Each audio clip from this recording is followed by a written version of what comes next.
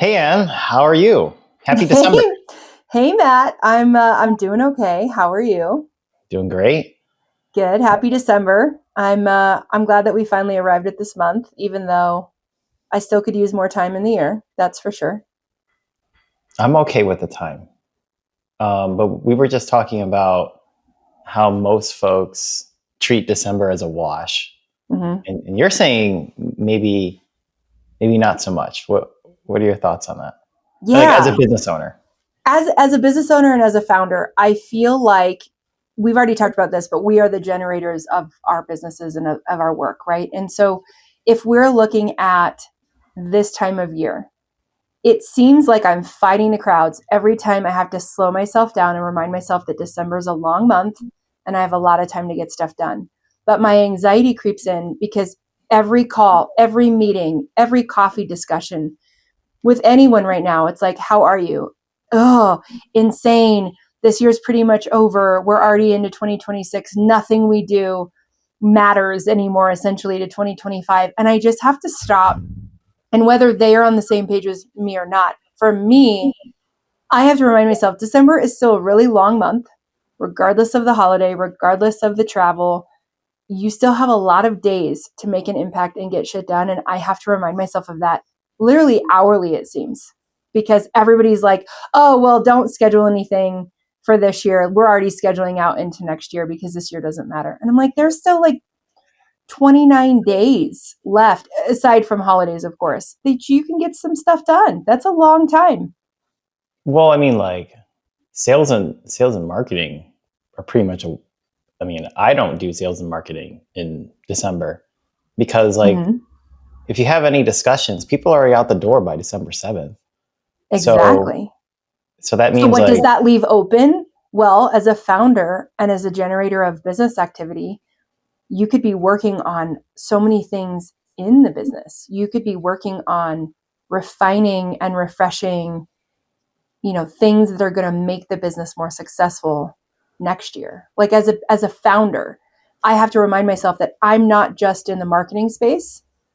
I agree with what you said, sales and marketing are over, but from the business perspective as a founder, this is often some of the best time, December, January, of quiet, heads down time that we need to give ourselves to stay focused and stay productive and generate from the other side, which is working on the business instead of working in the business. um well, yeah, I think I agree. There's definitely a lot of quiet time in December. And I think in the past I've probably worked on things that I shoved to the end, like kind of kicking the can down the road. December is when I actually pick up that can and do something. Uh huh. What gives you that motivation to do it though? Because that's what I'm talking Because about. there's nothing else to do. It's But not that's what motivation. I'm saying. Like It's the everybody lack of makes me it's the lack of something important. So okay, I okay. got this backlog. Let's work on backlog then. Yeah, that makes sense. But I think where I'm coming from is the motivation as a founder to work this month. It feels like everybody's already thrown it out. Like you said, like the year is over December 7th, right? So you're looking at this week as the last week of the year. Yeah. But for me, that messes with my head in really bad ways.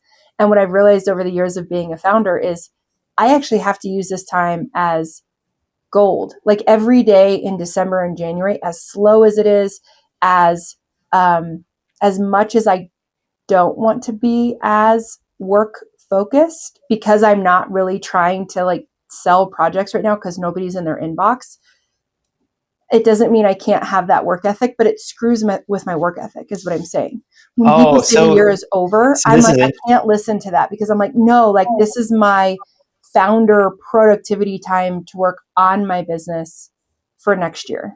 So we talked about burnout before, and this Mm-hmm. probably is a component to that because I am not as susceptible to burnout as I used to in the past. But Mm-hmm. part of that is because if I determine there's a period of time where no matter what I do, really the impact is minimal, I Mm-hmm. actually just tend to be like, let's put that time into something where impact matters in a great way. It doesn't have to be business related.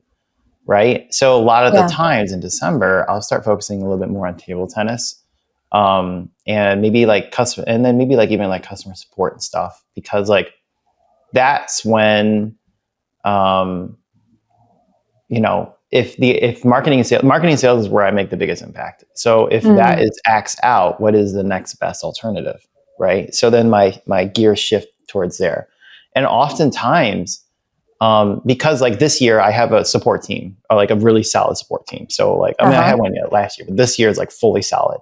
So that means like that is already ticked off. I don't have to, you know, from a checkbox perspective, I don't have to be involved in that really in December. Aside from like anything that gets escalated to me. And then table tennis is I'm already going to US Open. I'm already going to Vegas in a couple weeks. So like, I just pretty much just train for that. So in my eyes, it's not like I'm checked out of work, but if my biggest impact is growing revenue and that's taken away from me, I'm going to focus on impact somewhere else, because everything I prepared now doesn't really matter too much in January. Because once January, more like December 31st, but like we'll say first week of January, I'm like already running. I'm not, even though like maybe I take a break for 2-3 weeks, it's not in my head. It's, it never really stops. So I'm actually more excited to get back to work. And I had this like fresh start. And this kind of goes into where like, maybe I don't have this like burnout, because I guess I do take breaks in December. But then like January through April, I'm like the reverse. I just like work crazy amount of hours.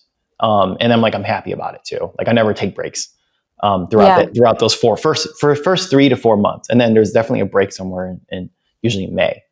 So that just might be like personal preference then. Because I just follow with the market. If most of the market's turning off, I'm going to turn off too, right? I mean, I like keeping things simple. Like I'm not trying to add really extra work on my plate if I don't have to add it. Doesn't change my drive or anything. It's just like I can shift. I have this. December is a great time to just to chill out. And then this year I don't have to travel a lot in December. I just have to go to Chicago and like chill out over there. It's like it's a really easy Christmas this year, so it's like even better. That's awesome. See, and I view that, I love that. I think that is wonderful. And I feel like possibly for a product company, that makes a lot of sense, because there's a lot of noise in December. And if you're a product company, you're not really going to get attention anyway. We get sales. No. We get sales in December too. So nothing stops. It's just because I stop. So here, when I do marketing, it often does not get reflected until about 90 days out. Got it. Right? Because everything needs to all bake in the oven, out in the open in the market for quite a bit of time before you really see things. So the sales that we're getting right now come from effort from October and November. And January is the only month where actually we do a big sprint to kind of make sure there's the execution and maybe the beginning of leads are really close. So January put like a huge effort, which is actually a really good thing. It's a really good thing though, because it makes February and March really nice. And when if you take off December, doesn't that impact your February and March? We just sprint really hard in January. And it makes a lot of sense to me, because that means February and March feel really good, because you just see the growth. It doesn't feel like every other month, right? Like October, November, and December kind of feel from a sales end, feel the same. So then, in December, hey, we're taking a break. We're taking a break. We're just like kind of. And your team takes a break too? You give everybody a break? I think I definitely take probably more of the break. Our team is, we shift rotate. So support cannot really take a break. It really can't. We're a global company. So like there's a lot of folks that aren't involved in Christmas at all. And then vice versa in Asia, in February, there's Lunar New Year. Like we don't take off during that time either, even though the other third of the world does take off. So no, we're 24/7 company. But no, even January we just sprint really hard, and it just kicks off the year such in a good way. Like this is like the third year of doing that, of like turning off, low key, winding down a little bit in December and then like sprinting in January. Like it sounds weird, but to me, like that has been a successful recipe for ChipBot because it just sets the tone. It sets the right footing in January. And then when you go into February, you don't feel like I never felt I was always behind in February. So February always felt like continue the momentum. March, it was like continue the momentum. And then April, say, maybe we're like, okay, let's stop paying for marketing, but it keeps going because all the things are out there. So it's like feels even better.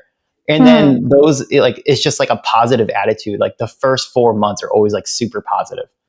When does that shift later in the year? When does that slow down? It's just probably like, this year it was definitely June. Not every year is like this. I mean, but this year was like June and then things stagnate. And a little growth in September and a little growth in October because I put a lot of effort in that. But then it goes into in terms of net new revenue, and then it goes flatline, and then January we pick it back up.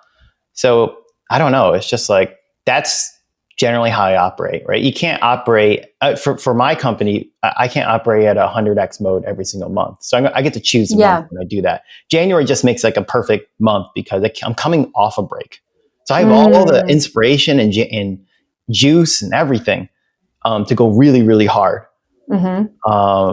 So see, for me, if I don't continue with services, with hitting the conversation and the relationships in December, with being reminders of, hey, we want to, the 2026 brand projects are already being booked now type of thing, right? When you're in that consulting space, I feel like the years that I've taken more of a break in December, then my Q1 is so slow to start because these decisions take a month or two. Right. That for me, like in December, I'm still here. I'm still working. I'm still looking at the business. I'm still having the conversations. I've had more requests on my calendar for virtual and in-person coffee meetings in December this year than I can remember, which is great because the momentum of people who want to either refer us or do business is there. But I just looked at my calendar this week and next week are booked solid. And I'm like, that's great. That's phenomenal. That's from momentum earlier. But for me to sell, it's conversations. Like we can do marketing, of course, for awareness, but it's the services, is the relationship, right? It's so that's interesting. So when even though I take a break in December, I don't feel like I lose momentum. I mean, there's definitely a loss of something, but it doesn't feel as a loss as if I like if I didn't do anything in April, that feels like a loss. But in December, it never feels like a loss. Interesting. Right? It actually feels often. January always feels great. So I don't know. When I used to do services like a decade ago, I think I can relate that you have to be on people's feeds at the end of the day. Whether it's, whether it's a mental feed, whether it's like literally on social media, or it's like an emails, or it's a newsletter.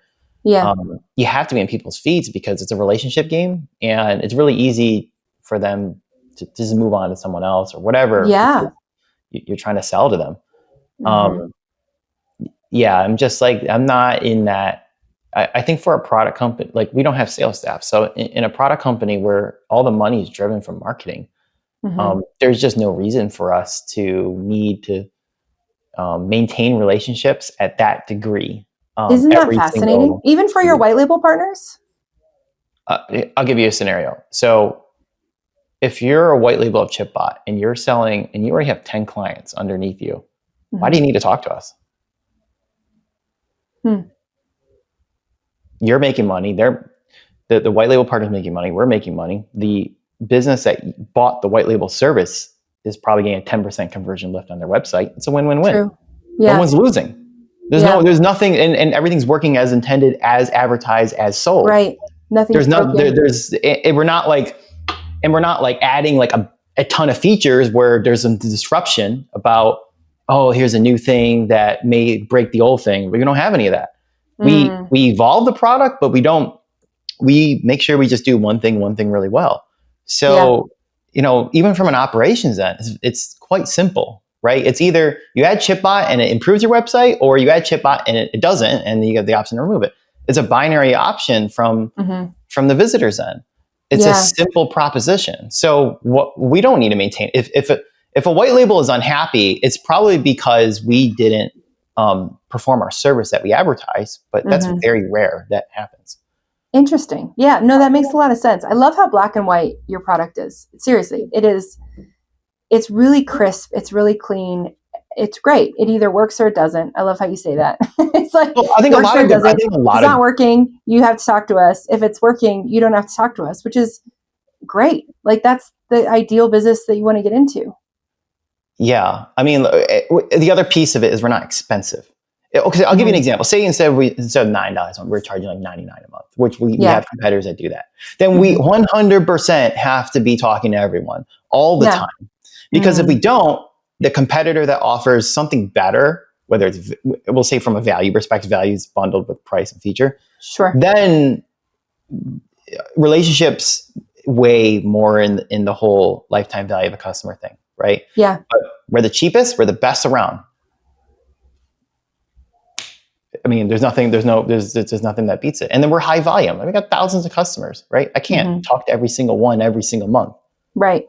I can do blasts. I can share newsletters. But I can't go on a Zoom call with every single person. And for them, most of them, it's, hey, ChipBot's working on the website. Why do we need to talk? I got bigger problems to solve. That makes sense. When you solve a problem like that, and it solves it and it does it well, you don't have to talk to anybody, which is great. A lot of folks, who buy ChipBot, it's not like they came with the problem. We actually came to them via latent discovery with the idea that, hey, we can improve conversion on your website. So we actually, a lot of the times, we invent the problem for them. It's not like the problem is synthetic, though. It's a real problem, but they didn't know it existed. So right when they say like, hey, ChipBot adds 10% and they see that 10% lift, whether it's over the course of 1 month or even the course of 1 year, because it depends on what type of business they are, then it becomes like, oh, we see the benefit. Like the aha moment for a lot of our customers is, hey, they were able to talk to their customer through the mobile app, right? That was the aha moment for a lot of folks. Like if you're getting traffic on the website and they're talking to you on their mobile app, they immediately saw the value. That's something they didn't have before. They weren't searching for that problem. They weren't searching for like, how do I talk to my visitors on my phone? We told them that you probably aren't engaging with your visitors, which is why you're not getting enough conversion on your website. And so that means those users are, because they came in, we educated them, and then they realized they have a problem and we solved that problem. Well, once they're in, why would they get rid of it? So, and it's not about, so they didn't come in really with like a problem necessarily. We kind of just educated them. So if you look at it from that angle, we're not just a problem solver, but we educated them too about the whole thing. So there were two things. We're a source of information for them that they don't have. And then we're also a product that solves the solution that we educate them on. So from that angle, why would you get rid of us?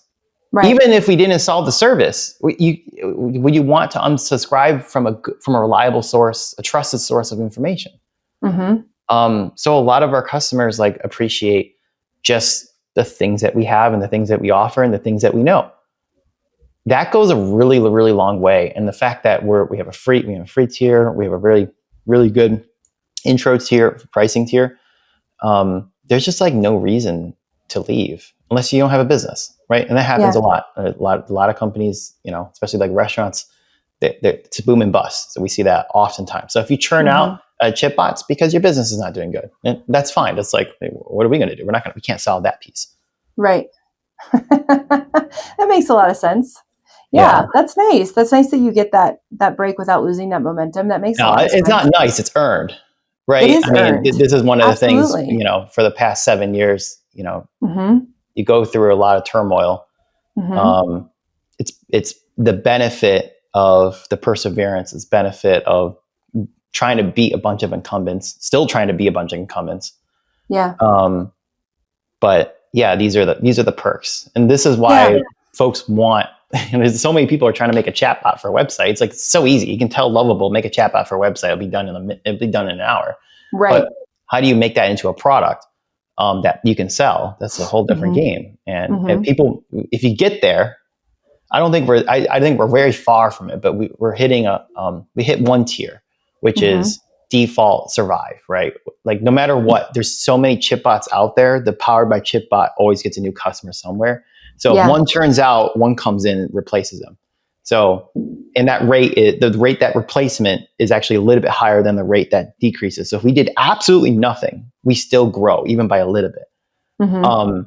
That piece is, once you get to a certain threshold, you default survive, and then you can breathe. You can do a lot of things that you normally can't do. You definitely can't do as a service company. That makes a lot of sense. You got my wheels spinning. I'm thinking about what our slow time is that we get an earned break. And lately it seems like it's been Q3 because I'm not having to, it seems like the pipeline has been filled and we're already working and finishing up projects for the year. We're kind of going quiet. It doesn't seem like a lot of people are focused on outreach for branding at that point, because it's either they want to do it at the beginning of the year or that's their busy year and that's a busy time of year for them and they just want to be working in the business, and branding is so much working on the business that you really have to have a slower time. So they're not even paying attention to us until maybe late Q4, early Q1, when they're going, okay, we probably need to do something about our brand before we hit stronger sales goals. Yeah, I think but services are always feast and famine too. Like it depends who you're looking at, right? I mean, it really does. If you're targeting Asia, those quarters could be different, right? So it just depends. Yeah. Well, and it's product versus service as well. So we had a client who was a product company and she was trying to get ramped up before Black Friday. So we had to do a bunch of work well before October to be done by October so that she was ready to go for November and December, because that was a busy time for her.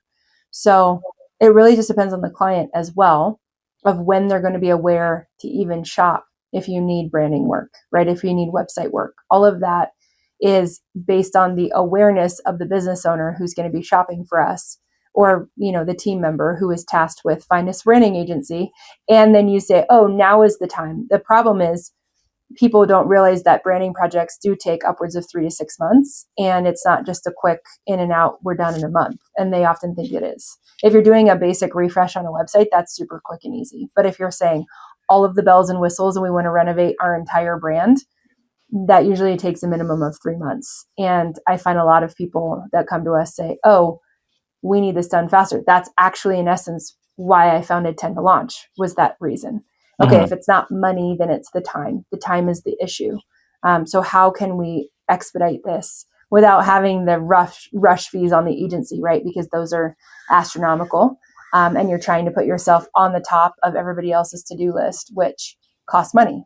So it is a great model for Tend to Launch to say, hey, we do brands in 10 days, which is phenomenal, right? So if somebody has a rush problem, then, hey, I'll switch you over to my other company.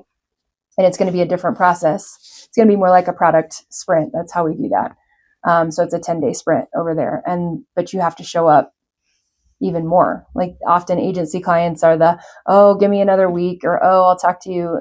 I have too much going on. But Tend to Launch, we don't. It's literally you show up every day or every other day for your product sprint meeting, and we get it done. We get it over the finish line, and then you're done in 10 days. But that's usually a different client. So like the down periods, it makes sense in why you would want to work in December a little bit, even if it's other things, because operations probably is a full-time thing, and sales and relationship building is a full-time thing. Those are like very full-time. they're very creative. Well, 2 of the 3 are creative works, right? Sales and relationships. You can't just be thinking like a robot. You got to be fluid and adaptive, and you got to go out there and put a smile on, right? It's not, you can't be a Debbie Downer either. So even if you feel like it internally, those are hard things to do. So in December, that's a time it actually turns off. So then you actually get to work on maybe what I work on day to day, which is just like very structured work, right? Yeah. And because you can't do, I found it very hard. I can't, like I would do this podcast. If I have meetings before this and I do the podcast, I can't do structured work after this because my brain is all scattered now. And like, I really can't sit down. So then I just focus on like marketing, because marketing's all scattered anyway.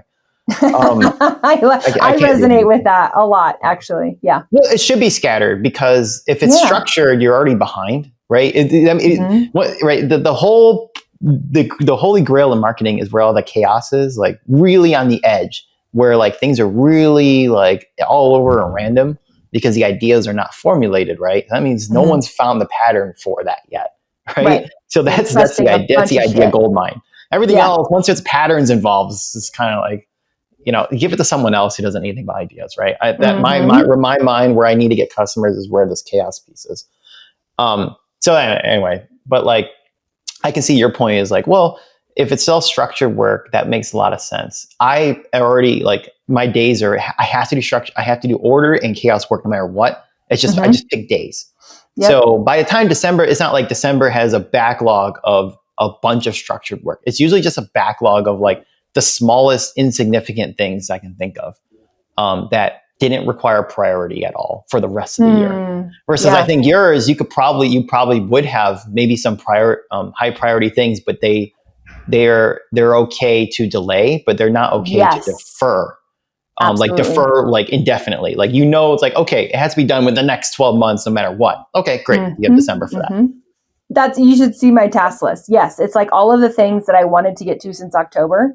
And I looked at this and I'm like, okay, I've been rolling this over how often? And it's important to the business success. It's not urgent. So I think it's really working on, okay, let's do heads down. Let's look at the important tasks and let's assess if that is important, right? Because I think in Q4, a lot of things can pivot for a services company, and we can decide, okay, is next year going to look the same? What needs to change? What worked? What didn't work? I've been doing a lot of analysis. I've been looking at a lot of, it's not even data. There's no data on this. It's just the feel of it, the energy, the relationship, the vibe. Did we like this client? Did we not? Right. What worked in this client? What didn't? And what are some systems and tools maybe that we can make that are more like data, like actual things that we can look at and measure that could enhance us for next year, right? And what kind of client are we looking to get more of next year?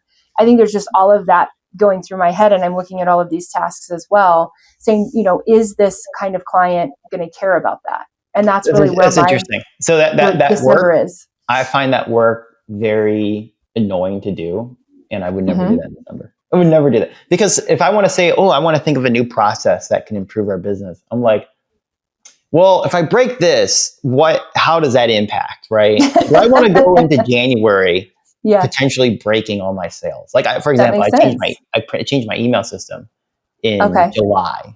And like, I'm pretty sure I broke net new revenue by 50%, because folks were like not open. Like, how we get upgrades is we send emails out. Like, you can sign up on ChipBot, great. There's a whole process, but there's a lot of friction points. So we need a lot of touch points on the email side. Okay. I broke the email. I didn't break it, but I guess I did break it. I changed the email platform to be a little bit more agentic, and it's just the open rates were like tanking. Or just sometimes it just AI failed and couldn't generate the email, so the email would never get sent out. And like there's supposed to be thousands of emails that get sent out a day. So that broke, and that immediately effed up the sales. And I got to go back. And the stupid thing is, I don't really know until like 7, 14, 21 days. You got to look at the data to see like, some emails were going out, some weren't. Like, I didn't know why. So you have to like look at the data to see like, what kind of issue it is after you have enough of it. And then like, that's a process change, right? I went in that thinking, I want to improve this process, right? Because I didn't like the old emails because they were so rigid, and I was like a really slow drip, a really inflexible drip campaign. Okay. And can I ask what system you were changing from and to? It's not like a tool. It's going from structured templates with personalized variables into completely agentic email creation. Oh, okay. Right? Got it. Are you using like a Lovable for the agentic creation? No. I mean, we software, so it's just all in code. Got it. We don't need it for ChipBot. And one of the reasons why we're so affordable, because we don't need to use all these tools. We can do everything in house. Even our email system is all custom. Very cool. So anyway, so we changed it, and I was like, it tanked and whatever. But like, anyway, I went in June or May. I'm like, all right, the AI is hot. I want to make a big change into our process. I know it can make a big impact Mhm. because like now things can be personalized. Every it doesn't matter, you know, the emails are based on your behavior of how you use a product, not based on like all these structured variables. Now it's like, just send it AI will figure out the rest. Mhm. That process broke things. And then I have to go back and fix it. So if I did that in December, say I did that in December and I broke something, I come back January, I see in the data, things are broken, right? And it's really broken. And it's like, now I'm starting this January fixing things and not growing the company. Yeah. And that is to me, not a great way to spend the year. The first 3 months, 4 months of the year. 100%. I'd rather do that. Again, I would rather do that in the mid, like just not the first 3 months. 3 months like really sets the tone of everything. Mhm. If we're not growing in sales, we're growing in something else. And that's usually the key for that really sets the tone for the rest of the year. It's because that way we're not, you know, I don't want to be in October. Like it kind of felt like this year, but ultimately it wasn't. But I don't like being in Q3, Q4 with my back behind the wall and like, oh man, like I got one thing or else you know, this year is going to suck. I hate that feeling. And like, it makes me like not, it makes me feel, that means I have to really fight harder than if I did things the correct way. I don't have to fight as hard. Right. I mean, the whole idea of like fighting, you know, extremely hard every single day. I already did that in the startup days or in the default death stages of ChipBot. Right. These days, like growth, if I plan it right, there's no unforced errors. There's unknown unknowns, but there's no unforced errors. If my back's behind the wall in Q3, Q4, most likely there was an unforced error issued by me or someone in the company, often me. And then it means that then I reflect myself, man, how do I put myself in this stupid situation? Yeah. And that's kind of really what it is. So that's why January, the first 3-4 months are really good because I can make mistakes in the summer. I can make mistakes in the fall. I can make mistakes in the winter. And even if I make mistakes everywhere around, the first 3 months of the year kind of made up for it, breaks even. If I don't make mistakes, everything's always up. No matter what, I win. It's a win-win-win-win situation. But if I don't, no problem. I have another year to restart. Gotcha. So that's where the whole flow and cycle comes in. Is your team on board with the full press in January, just like you are? No, they generally work as they're hired. I don't think I don't ask for any more or any less than how they were initially contracted to so work they're on steady. ChipBot. It's you. Yeah. It's you. I don't expect anyone to work like how I work. That doesn't make any sense. I like that. Yeah. Everything's steady. It's set in stone. And if things do change, I do let them know like if I can ahead of time. But I really don't try to disrupt their workflow because it's really hard to make a team pivot into something. It's actually very difficult unless your team is highly functioning. If your team is like super highly function and driven to like the nth degree, and then everyone's working as one unit, going at near the speed of light, then sure, pivot as much as you want. But you know, my team likes solid planning, steady. I'm the chaos guy, but they aren't, and they're the reasons why, you know, things can actually remain steady. So, you know, it's important for them that they are on their own schedule, basically. That's fun. Yeah. You're the chaos guy. They're the steady. I have to be. I mean, every founder should be.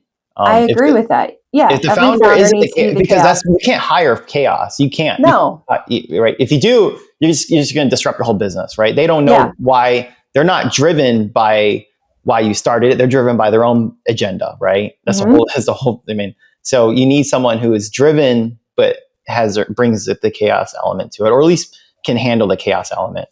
Right. Everyone else around you not only should either be better than you in something or should bring order. Yes. One of the two. Bringing order. That's what I'm excited for in 2026. I'm looking to make some hiring moves, and I'm looking to bring more order to my chaos. Yeah. It's all a balance. I think the balance is key. But you know, it's one of those things where even once you have it, the markets can change it too. So it's better for me. It's better to have the folks to be more general. We said this a long time ago in another episode, but that's why I like hiring generalists, because if they're ordered and specialists, it sucks when things change where their special trait is no longer as valuable, and then it devalues them, right? From a business perspective, obviously not from a person, but from a business perspective, like, hey, I'll give you an example. Like in dev world, there's something called a front-end developer and a back-end developer, where a front-end developer works on like interfaces, and the back-end developer and works on like databases and APIs. In today's world, you only need really front-end developers, because front-end developers with AI can also be back-end developers. So if you have a bunch of back-end developers, I probably get a lot of hate for this, but they're probably not as valuable as the front-end developers if they have the same adaptability in software, because they can just use AI to backfill the back-end stuff. The front-end is hard because AI hasn't solved the front-end piece. Like everything that Lovable generates is trash. It works well, but it's templates. It can't create anything unique. So if you want to do things to stand out, you want to do something creative what a design agency, right? You gotta have these front end engineers. Is the only way to do it. To help bring. I'm laughing as you say that, because I developed my entire anglesb.com site on Lovable, and I think it's awesome. But you're right; it's a templated website, and it's a template just like any other website builder would give you. Yeah, well, I'm not saying like templates are bad. There's two sides of that coin, right? So there's definitely like templates are fine. But I'll let you crawl out of your hole. If you want to have originality, you will never get it out of Lovable, ever. Yeah, you're right. You're right. Well, the actual idea of the design is not an AI function. That strategy, that producing of that creative, whatever the thing is that very much has to be right now from a human. Now you can try to tell AI how to see your vision and do it, but it's all still building it off of templates, like you said. So the original creativity of what that thing is, it's still not capable. Is that what you're saying? The best way I can compare it is there's this website called the Webby Awards, something like that. It's misspelled.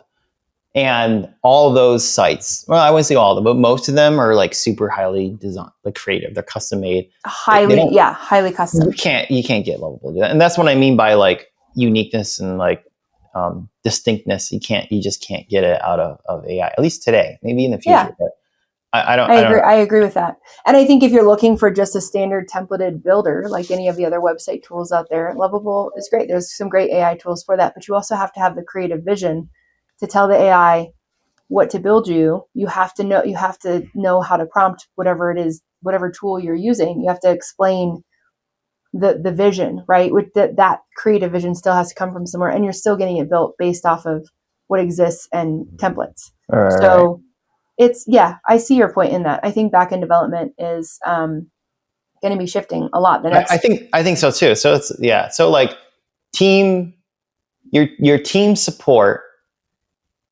definitely influences potentially also how you do breaks too, right? I mean, they're all interconnected.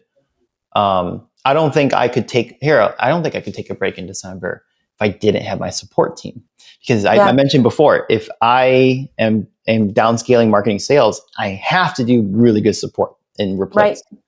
Yeah. But I have good support in general. It could be better, but I love my team. So the folks doing support today, I'm really happy with.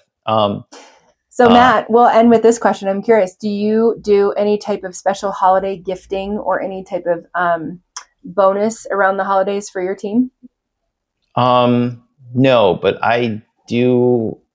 I would say I'll give you an example. I bought a new laptop for one of my employees. I said, it's not company owned, it's yours. Use it for the company if you can, but it's yours. It was a very expensive laptop. And this was before December. So and actually same thing happened. I bought a very expensive camera from my video editor. Same thing. These are not property of ChipBot. They're gifts. Use them for ChipBot, but they're gifts.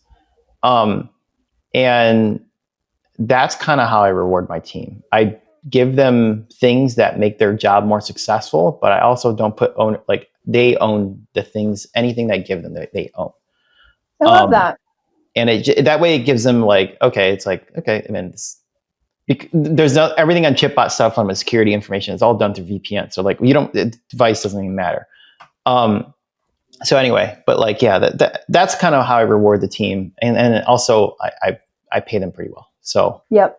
You said that before. No one complains about money at ChipBot. I mean, I'm sure someone could watch this and try to complain, but I'm be like, no, look at the market and look where you're getting paid at. You're doing fine. That's cool. So you do endless rewards just based on how you pay your people. That's solid. Yeah. Yeah. I mean, I think we talked about this before. Like my team knows like I'm definitely more transactional. Like I'm not trying to like rub shoulders and like make you to like me. Like at the end of the day, everyone's just trying to make money. So it's like, like I make it a nice and fun environment, but I know at the end of the day, it's like, I'm responsible for making sure you can pay for rent. So let's make this like a meaningful transaction. And like ChipBot will make sure that you can do it as long as you fulfill your obligation. We'll pay you whatever money you want. And that's all we do. And then, I'm really friends with a lot of folks that work at ChipBot, but separately. I try not to bring them into, try to keep those conversations outside of company stuff. Gotcha. Cool. Good talk. Well, I think that does it for OnlyFounders today. Thanks, Matt, for your time. Cool. Appreciate it. Thanks, Ann. I'll see you later.